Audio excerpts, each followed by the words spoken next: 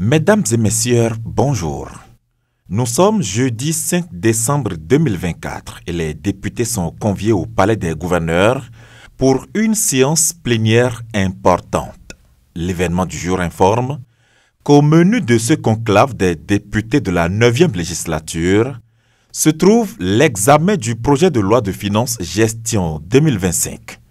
Le journal explique que c'est sur invitation du président de l'Assemblée nationale, Louis Gbéru Novlavono, que les députés rallient l'hémicycle en ce jour pour cet exercice capital, dont dépend d'ailleurs le fonctionnement de la République pendant l'année à venir.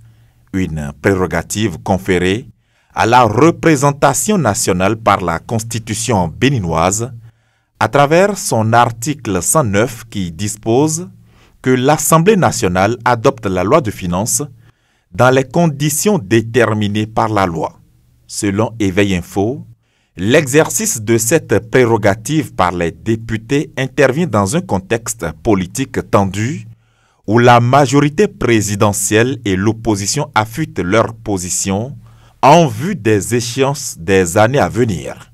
En clair, poursuit le journal, si l'issue du vote de ce jour semble acquise, des questions subsistent quant à l'attitude des députés du groupe parlementaire Les Démocrates. C'est dans cette logique que s'inscrit Gaskiani Info qui écrit que les démocrates sont actuellement dans un dilemme.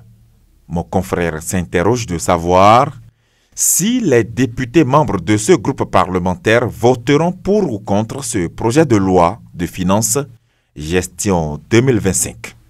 Palmarès complète l'information en disant que 2 points sont inscrits à l'ordre du jour de cette séance plénière, à savoir l'examen de la loi portant règlement définitif du budget de l'État gestion 2022 et l'examen du projet de loi de finances gestion 2025. En attendant de voir l'issue des débats parlementaires sur ces différents points au sein de l'hémicycle, le matinal rapporte que les opérations entrant dans le cadre des formalités foncières au Bénin seront désormais exclusivement en ligne à partir de janvier 2025. Le journal explique qu'à compter du mercredi 1er janvier 2025, les différents acteurs concernés par ces formalités devront se rendre sur la plateforme numérique e-foncier Bénin.